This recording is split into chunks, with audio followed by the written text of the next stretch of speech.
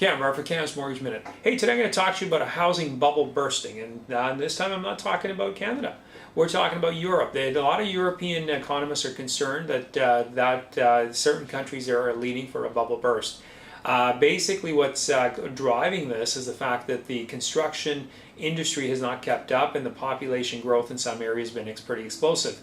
Between 2011 and 2013, almost a third less houses were built than the previous time period. So that's certainly been contributing to it. Historical low interest rates have certainly been fueling this market.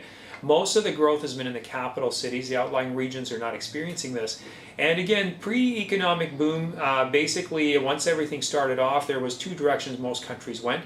Countries like Greece and Portugal, like I said, during the crisis and everything, their economy cratered and their housing market tanked, while other markets dipped for a while and then they rebounded strongly after all of the crisis. And those are the crisis countries that they're most worried about. The other interesting thing I found is that in some of these countries, they're lending pretty high loan to values. For example, in the Netherlands, up until 2012, you could borrow almost up to 118% of the value of your property. That seems kind of like, I don't know, like subprime kind of lending comparatively in the US. Now what they've done is they've decided that by 2018, that limit's going to be at 100%. You won't be able to borrow more than 100% of the value of your property.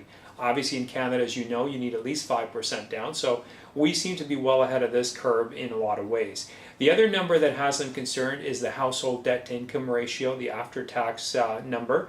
And America used to be the #1 leader in this at one time, but America is now down to about 105%. Whereas the Eurozone is sitting at about 110, so per capita, Europeans have more debt than the Americans. So what's happened? Well, different countries are tackling these problems in different ways. Some are taking a hands-on approach by, like I said, impacting the loan-to-value ratios of debt servicing, and the countries like Belgium, for example, that are doing nothing about it, well, the market seems to still be climbing. Ultimately, what's going to be the fallout of all this? Well, time will tell. We've been talking about, like I said, a bubble bursting here for a long time.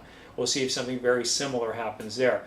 Some of the countries are trying innovative procedures and trying to tackle this housing shortage. Sweden, never to be outdone, has allowed people in their backyards and their gardens to be able to build small structures for cottage-type structures. 25 square meters, which translates to about 269 square feet, with walls no higher than about 14 feet. I'm sure they're furnished by IKEA. Hey, they can cram a lot of stuff into a small space.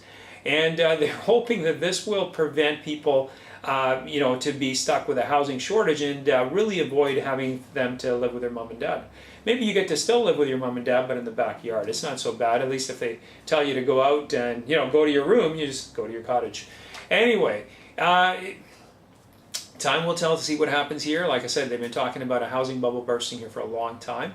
The global economy in general, we'll see what the end of this year and the following year brings.